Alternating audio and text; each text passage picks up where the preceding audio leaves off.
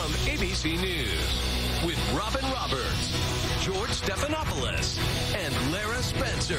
Live in Times Square, this is Good Morning America. All right, thank you, George. Now, here's a look at what's ahead on the GMA morning menu in the Social Square, powered by Samsung Galaxy.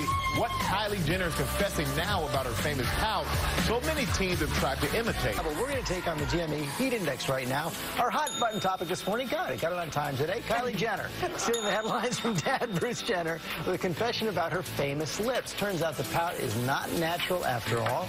Lindsay Davis has the details.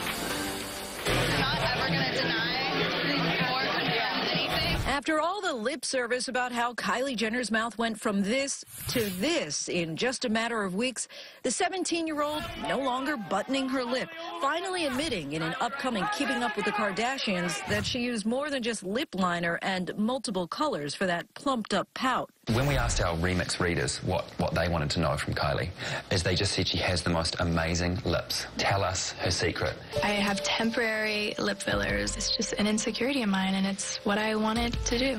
I'm just not ready to talk to reporters about my lips yet because everyone always picks us apart. And sister Chloe confirms what many suspected, but also defends her younger sibling. Kylie decided to plump her lips, and I don't think there's anything wrong with that. I think if you've done something, though, it is right to cop up to it. If you avoid the question, you're going to look like a liar. Problem is, in the past, Kylie, the youngest in the Kardashian clan, has denied it, tweeting, "These plastic surgery rumors hurt my feelings, to be honest, and are kinda insulting." Her lips even inspired a dangerous pumping trend online, with teens sticking their lips in small glass containers like shot glasses, then sucking all the air in to get this swollen look. Kylie Jenner lips challenge. 0.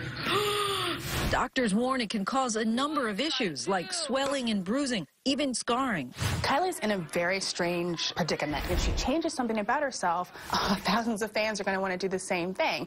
And that's a dangerous responsibility to have. So much for au naturel. Kylie coming clean, saying she didn't lie about it. She just evaded the question. For Good Morning America, Lindsay Davis, ABC News, New York. And we're joined now by dermatologist Dr. Whitney Bowe. Welcome. Okay, I came home last Friday night, 4 girls sitting around the kitchen table trying out that suction thing. We have not done a good enough job here on GMA warning people. It is dangerous. Absolutely. It can cause some serious problems, both in the short term as well as in the long term. You know, in the short term, it creates swelling, bruising, but in the long term, it can actually lead to some really serious tissue damage as well. So, you know, imagine this marshmallow. So this sort of represents your healthy lip.